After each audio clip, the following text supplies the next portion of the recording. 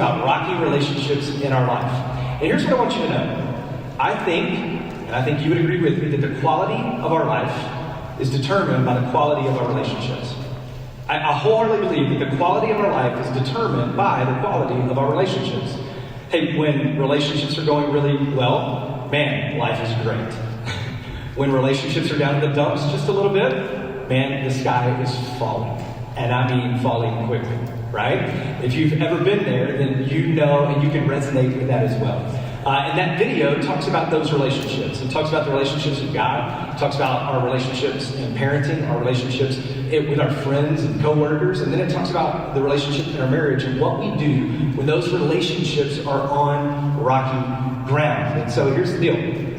Rocky relationships really mean nothing more than the instances and the nuances that happen in a relationship where tension is created. And tension's created, we don't know what to do or how to respond, and then here's what happens. We end up with some tense, rocky relationships, and we're battling and wrestling back and forth in that relationship, trying to prove our stance over the other. So that's what rocky relationships are all about. For those of you that are sports fans, maybe this picture rings a bell to some rocky relationships. So if you're a sports fan, you know that LeBron James literally just tried to trade away half of his team so that he could get Anthony Davis in the middle there, only for it not to happen. So now he gets to finish out the season with the expendable players on the team. Probably some tense, rocky relationships there, right? Yeah, I would imagine. How about this next one? What about Casey Keenum and Joe Flacco? This one hits a little bit more to home. Joe Flacco just traded to the Broncos. Casey Keenum, still on the roster, was the starting quarterback. He's probably going to get traded, but I'm betting the next days at the office are probably going to be a little bit rocky and tense. How about this next one? This one hits home for real. My wife is a teacher. This week, unless you were under a rock, you knew what happened with the DPS teachers and the main office. That came to a full closure. Both sides agreed. But I'm just going to go ahead and say, probably some rocky relationships over the last 15 months there, right? That we're going to have to move past. Hey, maybe it's you. Maybe it's you're in the workplace. Maybe you haven't received a raise like you think you deserve or like you have. And there's some rocky, intense relationships with your superiors. Maybe it's with family. Maybe there's been something that's happened in your family relationships that causes some of the people that are closest to you in your life that now you're no longer on speaking terms. How about parents? What about kids? I'm just going to go ahead and say, if you have kids, there's rocky relationships, right? So I've got 4 of them. It seems like there's always some rocky relationships from one minute to the next. Or maybe if you don't have kids, maybe it's just the parent-child relationship with your parents. Brings some rocky times. I've been married for 12 years in just a couple of weeks. And so I know that those that are married in the room, there's some rocky relationships that have happened there. Anytime you try to bring 2 people together in any kind of way, I don't care who you are, there's going to be some rocky, intense relationships. And lastly, here's what we're going to start off with this week, because I believe it influences every other relationship that we have, and that's a tense and rocky relationship with God. I know that there are some people in the room, myself included, that have probably had or do have a rocky, intense relationship with God. Maybe he seems distant and away from you, and you don't know why. Maybe he hasn't lived up to the expectations that you thought were going to be there, and so there's some tense relationships. Or maybe you've stepped away from doing some of the things that you know he desires you not to do, and so it's caused you to be distant and voided and away from him for some rocky, intense times, some wrestling back and forth. Well, no matter which of those describe you, the truth is the quality of our life is determined by the quality of our relationships. So like I said, over the next couple of weeks, we are going to be diving into how we move these rocky relationships to kind of this rocky ground that we don't know what to do. It's never on solid, firm foundation. How do we move it from a rocky ground and rocky foundation to a firm foundation to correct and fix those relationships that we have? Hey, and looking at a rocky relationship with God, there was one passage in the Bible that really jumped out at me. It's found in Genesis 32. It's going to be verses 24 through 31. And if you have one of the black Bibles scattered throughout the room, that's on page 28 of those black Bibles, the one I'm using from up here. And hey, here's the deal. If you don't own a Bible, that one's yours. That's your Bible to take home. It's our gift to you. and so take that Bible and use it. But it's on page 28 of that one, and we're going to read it in a minute. But you can also pull up your iPhones, you can pull up your iPads, or maybe you even brought your own Bible. And hey, here's another thing. All of our message notes are actually online. You can go to journeypoint.org. You can swipe left to message notes, and every Sunday it's going to have some key points that I will be talking about. And you can actually add your own notes in there and then email them to yourself after that. And so if you like keeping notes, if you're the note-taking type of person, there's an online way for you to do that. You can do that on journeypoint.org. We'd love for you to kind of follow along. So here's the deal. The story that we're reading about today is with a man named Jacob. And Jacob wrestles with God. And here's how I really do know this, even before I dive in. The title in my Bible actually says, Jacob wrestles with God. And so we're going to do that. We're going to look into Jacob and his wrestling with God, because here's the reason. I believe wrestling with God and others is actually where the blessing begins in our relationships. You see, wrestling and that tension and overcoming it is where the blessing begins. Now, before we dive into this passage, I think I need to set up some context. And so you see a timeline on here. Here's the deal. Anytime you pick up in a book of the Bible, like Genesis, right in the middle of it, in chapters 28 through whatever, that would be like getting a letter from one of your friends and picking up right in the middle of that letter without reading anything before. You probably have no idea what's going on. And so just for context-wise, I want to talk a little bit about Jacob. Jacob was one of the main Bible characters. He's a prominent figure in the Bible. And he had a brother named Esau. Both of them were prominent figures in the Bible. And if you either have a brother or if you have boys as kids, you would know that their lives probably consisted of a couple of things. It's very complicated. They wrestled, they fought, and they were constantly jockeying back and forth with one another. And that's exactly what we see with Jacob and Esau. In fact, in chapter 25, if you go back, one of the verses actually says that they wrestled in their mother's womb. They were wrestling in there as twins. And as a matter of fact, birthright was a big deal, and Esau was born first, but not to be outdone, Jacob is like holding on to his heel, like, hey bro, you may have gotten it at this time, but I'm holding on. I'm not going down like a chump, right? So Jacob is holding on to the heel of Esau, even as they come out. Because getting a blessing was an actual huge deal in the times of the Bible. It was a very big thing to have that birthright and that blessing from the parents. So much so that as this time came right in Jacob and Esau's life, Jacob decided to deceive his old aging father, Isaac, and get the birthright from Esau. And as you can imagine, Esau was ticked. So much so that he was going to kill him and literally threatened his life. And not like, oh hey man, I'm going to kill you. But no, like literally, I'm going to kill you type of deal. Which made Jacob terrified. You know, I actually believe, I know from own personal experience, that there are probably some people in the room that have a similar situation with family members. Maybe it's an inheritance or a will of a deceased family member that has caused some rocky, intense relationships. So I just love how we can pick up in the beginning of the Bible and have it relevant to us today in 2019. Well, for Jacob and Esau, 20 years pass, and Jacob has no idea if these threats are still going on from Esau, and he's worried a little bit about his life. And so right before this, God tells Jacob, hey man, it's time for you to go back and make things right with your brother. As you can imagine, Jacob's not like thrilled with this. And so one of the things he does is he tries to send wives, workers, gifts, and everybody ahead of him so that they could maybe soften the blow just a little bit with Esau in hopes that he wouldn't kill him. And so Jacob just sends everybody ahead of him. Now here's the kicker, and this is why we talk about all of this backstory context. You wouldn't think Jacob would have needed to do that because he's received already from God a very strong promise about his life. If you look in Genesis 28, here's what the promise says. It says, all the peoples on the earth will be blessed through you and your offspring.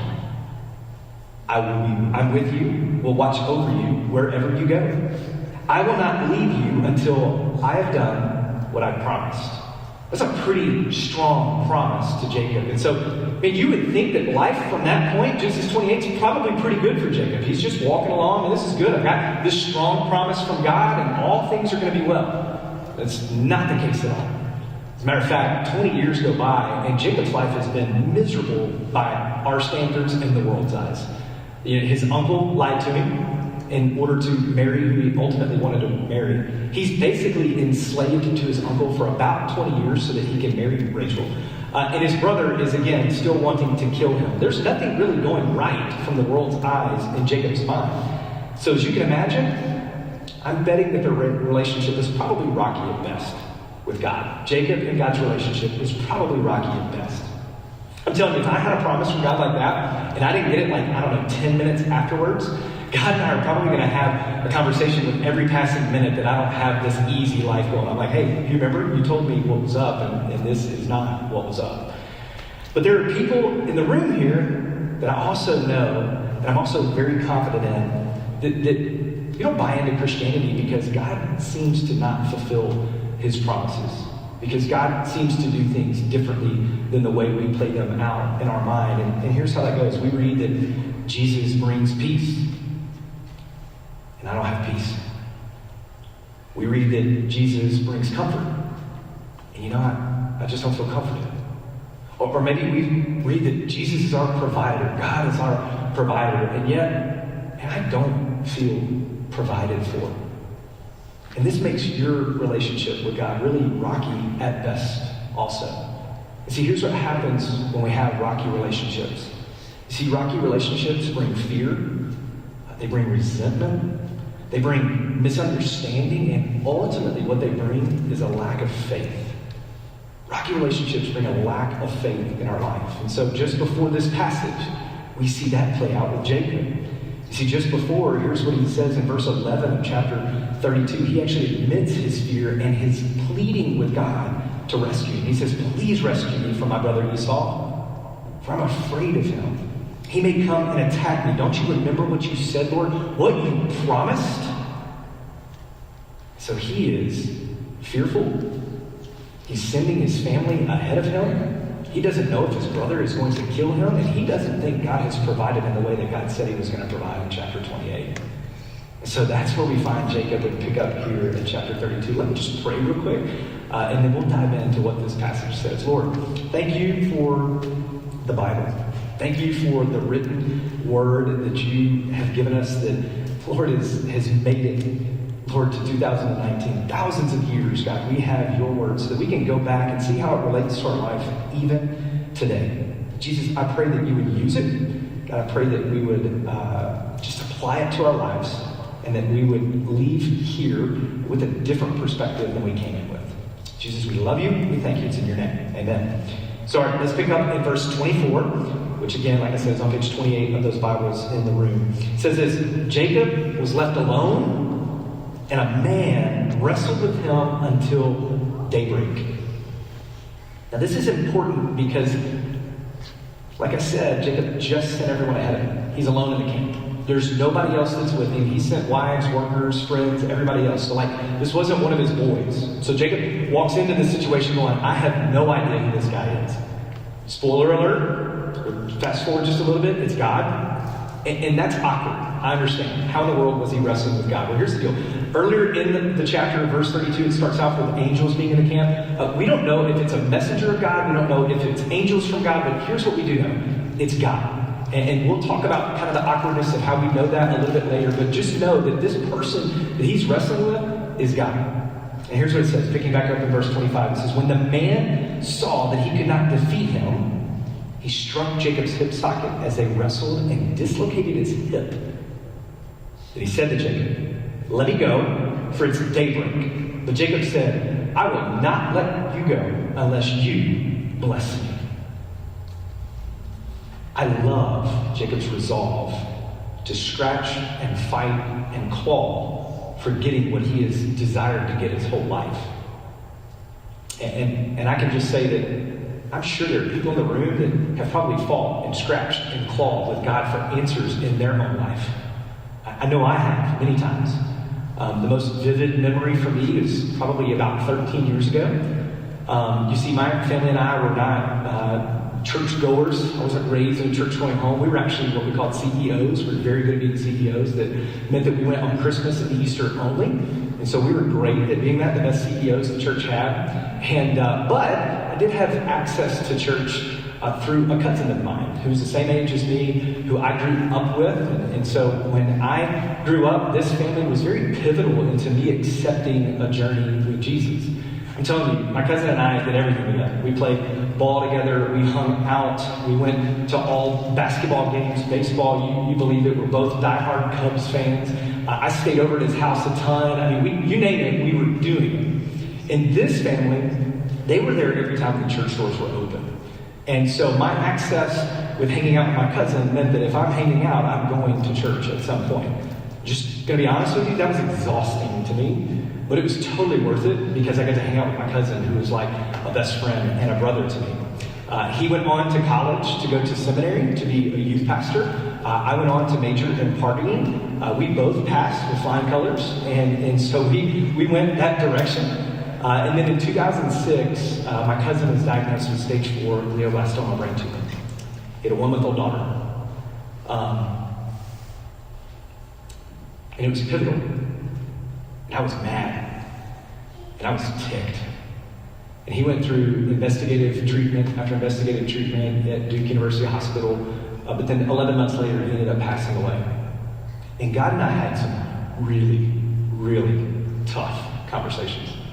We wrestled. We were figuratively wrestling back and forth. And it was hard. Asking questions like, why in the world would you take somebody that has dedicated their life to serving you, God? Well, why would you do that to his family, to his wife, to his 1-month-old daughter who will never get to know who he was? Well, what about all the people and things that he could have done in the communities that you planted him in? What about all of those people? Why? Why would you do that? It's a really, really hard conversations. If we're being honest, a lot of those hard conversations with Jesus are usually because things don't go our way. They're not on our plan, they're not on our time frame, and they don't happen the way that we want them to. And we see the same with Jacob. You see, Jacob has been wrestling with this notion of a blessing for his entire life. He fought for it. He deceived to get the one from his dad, and now here he is. He's trying to rightfully get one from God. He's holding on. He's scratching and clawing to get what he desired so badly. You see, Jacob knew exactly who he was wrestling with. If you study the original languages here, as weird as it may seem and as awkward as it may be, the only person that could give the kind of blessing that Jacob was asking for was God. This wasn't just a, hey man, bless you and have a great day. This was a blessing and a promise of faithfulness from God that Jacob was asking for. And so here he is, fighting with the only person that can give him the sort of thing that he's asking for. And you know what I love? Here's what I love about it. God wrestles back. Don't miss that. God wrestled back with Jacob. And here's why. I think God wrestles back with us because God is not this distant, far away, remote island type of God. He's a personal, very communication back and forth type of God. And we see that through the life of Jesus, who came to live a life on earth. So God is not this distant, far away God, but someone that is there. You see, this wrestling that God allows us to have and wrestle back shows his personal nature and his willingness to walk right next to us. And see, one of the nuances about Christianity, especially for those of you that are kicking the tires or just kind of processing your thoughts, one of the things that a lot of people don't like is it seems that like Christianity is this robotic, like walking around doing exactly these things that we're supposed to do in a robotic nature and just obeying robotically, and there's no personal nature to it. We can't ask, we can't push back, we can't have a curious mind about any of these things. You see, that's not the God I know, and that's not the God that the Bible shows. That's not what we see, because curiosity, this questioning, this wrestling with God nature, it's allowed so that we actually deepen our faith and belief in God. God allows it. He does it here. He confronts us and lets us confront him in a very personal way, just like he did with Jacob. See, here's what I believe. Wrestling is where the blessing begins. Wrestling is where the blessing starts to happen in this relationship. Jacob had a relationship with God for a very long time. But just because he was in that relationship didn't mean that everything was perfect. It was not perfect by any means. He's been contentious with God at this point. He's desired to do things his own way. He is constantly wrestled with what God's plan was for him and how that unfolded. See, he had the relationship, but Jacob wrestled with its meaning, its purpose, and its direction. And I think that Jacob held on and fought and scratched and clawed so that God could make it clear for Jacob what his plan was. As a matter of fact, if we pick back up in verse 28, this is what it says in verse 28. It says, "What is your name?" The man asked. "Jacob," he replied. "Your name will no longer be Jacob," he said. "It will be Israel, because you have struggled with God and man and prevailed." You see, this renaming of Israel for Jacob actually meant that God brought the struggle to him, giving him a blessing and giving him a new identity. Changing a name, as we read in the Bible with many characters, it's a huge deal. Abram was changed to Abraham, big character in the Bible. You have people like Sarai, his wife, and Sarah is what she came to be. You have people in the New Testament with Jesus that changed from Simon to Peter. You have Saul, who's changed to Paul in the New Testament. These are all prominent people in the Bible that Jesus changed their name and reshaped it so that their identity rested back in him and not where they were headed prior to that. Some people even say that the name Israel, if you look at the meaning of it, means may God struggle. You see, God brought the fight to Jacob in order to confront him, to redirect his thoughts, and to give him a new identity, and to make him assured of the promises that he had already given him. You see, out of fighting and wrestling with God, Jacob got to see the blessing on the other side. The same is true for marriages and other relationships we have. We don't just walk away and give up and then see the blessing on the other side. We have to kick and scratch and claw and come to a conclusion and wrestle back and forth so that we see the blessing on the other side. We don't just walk away and hope all these relationships get better over time. No, we fight and scratch and claw. You see, had Jacob given up on this relationship, I wholeheartedly believe that he wouldn't have seen the blessing that he saw. And too often, that's what we do. We throw in the towel. We're done. We move from wrestling to this kind of distant relationship to this silent, and all of a sudden, I'm just out of it. I hope it gets better. And then we never see the blessing.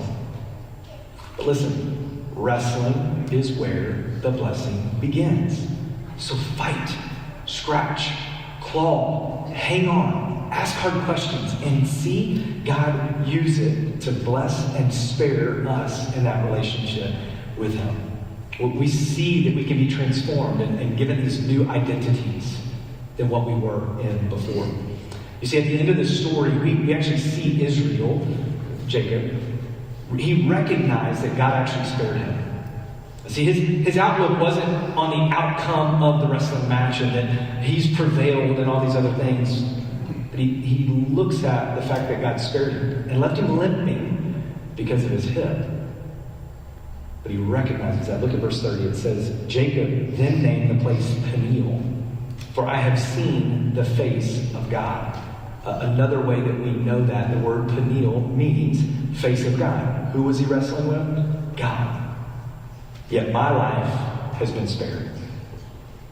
The sun shone on him and he passed by Peniel, which is another way to say Peniel, limping because of his hip. As a matter of fact, it even goes to say that people still practice this. If you look at the Jewish cultures today, they still practice this act of food with the tendon because of this actual story with Jacob. This is even experienced today by devout Orthodox Jewish people. And so here's the deal. As we see from the story, the conflict and wrestling that went on was ultimately for good. The wrestling and tension back and forth was for good. So whether we like conflict or not, everybody in here knows that conflict is going to arise. And so whether your relationship right now with God is on good terms or bad terms, good relationship, rocky relationship, at some point conflict will arise. And this aspect of conflict and this wrestling back and forth, don't think it's all for naught, because it also is for good. And here's how I know this. This is three things that we can see wrestling and conflict play out in our life. Here's the first thing. Wrestling signals a need for change. When we begin to wrestle back and forth, it signals a need for change.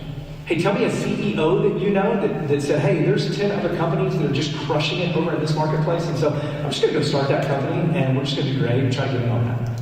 There may be some of those, but most of the CEOs that are notable started something because they saw a need for change.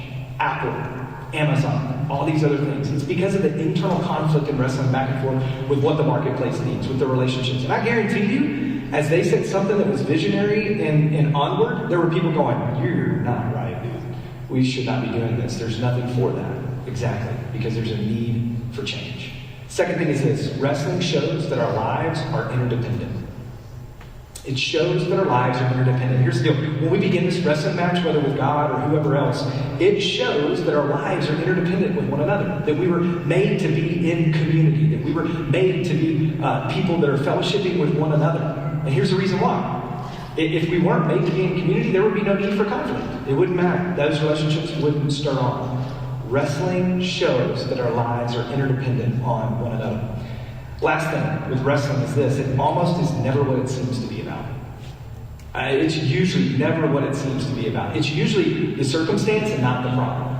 It's usually the situation and not the underlying issue at hand. Wrestling is always about something that it just doesn't seem to be about in the first place. So, that's great, Chris. We know that conflict's happening. Awesome, you made my day great. I'm feeling really good. I've got all this conflict that I know is going to arise. What do we do? What do we do when rocky relationships ensue now? What do we do when rocky relationships begin to infiltrate our lives? Because we know that the quality of our life is dependent on the quality of our relationships, so how do we manage those? Well, particularly in a relationship with God or a superior, a boss, or somebody like that in your life, that figure, here's 4 things I think that we can do when rocky relationships ensue. Number 1, don't rush it. You can't. Conflict resolution doesn't just change overnight. You don't just let it go and then go, okay, man, it's great, everything's good. No, it takes time. Even when we attack it, the teachers, the DPS and the teachers, there's a 15-month process to come to where they came on Thursday morning. Conflict resolution takes time. Number 2, ask forgiveness. Man, it's as simple as sometimes asking for forgiveness. That doesn't mean that you forget what happened or that you don't agree or that you're all of a sudden jumping in, but just ask for forgiveness. That disarms the situation more than you may think. And I don't care who you are not 100% faultless in any conflict resolution. Maybe it's things you thought. Maybe it's not any action you did or anything else, but maybe it's things that you thought. Just ask forgiveness. Hey, I'm sorry, you know what? I still stand strong over here, but I probably didn't handle it the right way. Boy, that disarms the situation and helps with conflict resolution like you can never imagine. Number 3, attack the problem, not the person. Attack the problem, not the person. Always attack the problem. There's always underlying issues. As we see with Jacob here, it wasn't the situations that were going on. It was an underlying issue of what was happening, of why I didn't receive the promises that you said you were going to give me, God. Attack the problem, not the person. It wasn't God. It was the fact that things weren't happening the way Jacob wanted. And then the last thing, act. Don't react. Always act. Don't react. Reaction brings emotion. It comes with it emotion, and it makes us do and say things that we don't want. But just act. Just sit back and say, okay, I need to act in this situation and do so accordingly with a sound mind and a sound situation going forward. Act. Don't react.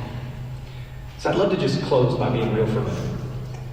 One of the reasons that we started Journey Point, one of the reasons that Journey Point even became in existence in our minds was because we want this to be a place that people can feel comfortable processing their thoughts and doubts and wrestling with God.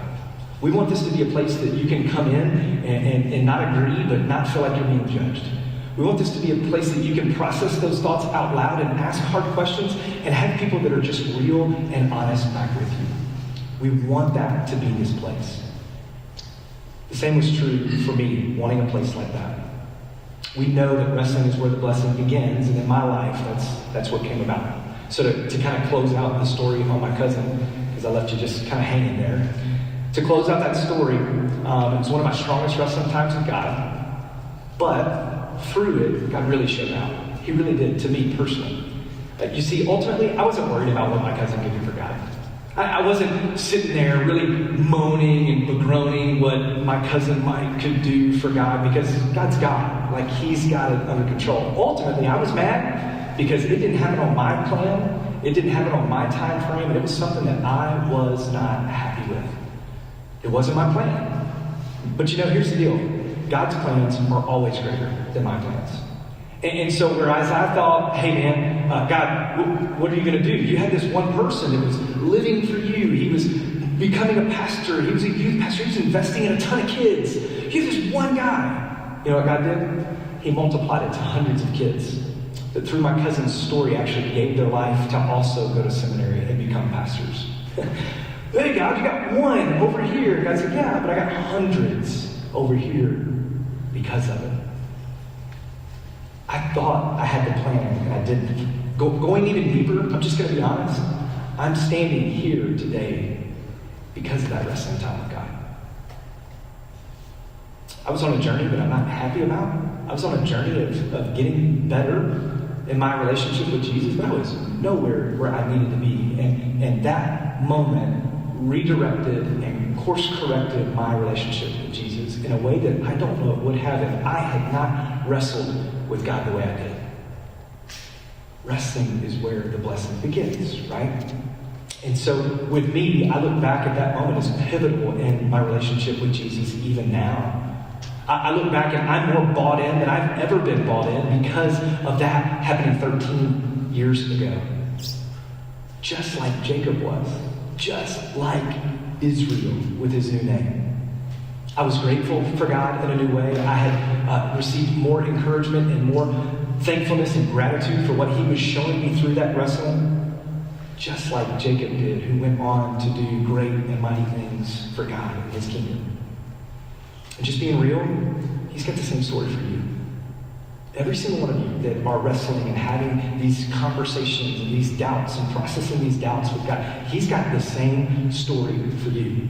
God is okay and accepts your wrestling with Him and the hard questions and the curiosity that you have. But He does want you to know that ultimately He is faithful. And ultimately His promises are true. And He showed that by sending Jesus, who fulfilled the promises that He had. So he sent Jesus to live a perfect life. He sent Jesus so that other people would actually wrestle with Him and have rocky relationships with Him. That they would disbelieve in what Jesus was doing and who He said He was. And then ultimately those rocky relationships would send Jesus to His death. But you see, it would also send Him to His burial and to His resurrection.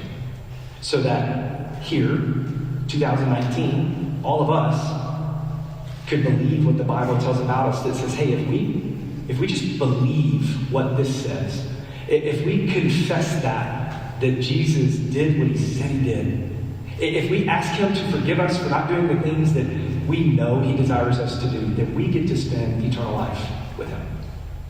And so that's what Jesus does through this. You see, because the quality of our relationships are determined, the quality of our life is determined by the quality of our relationships. And here's the deal.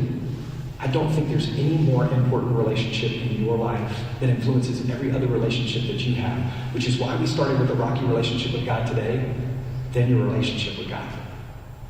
And so we're going to have a team come up, and we're just going to go into a prayer time. I just want to stop and pray and pause and, number one, thank God that His faithfulness is true, that His promises are true, and that they were fulfilled in the life of Jesus. I just want to thank Him for that, but I also just want to give us time to respond back to God. And so we're going to go into a response time after the prayer. Seth's going to come up and close us before we go into that response time. But I just want to stop and pray. So just bow your heads and pray with me. Father, You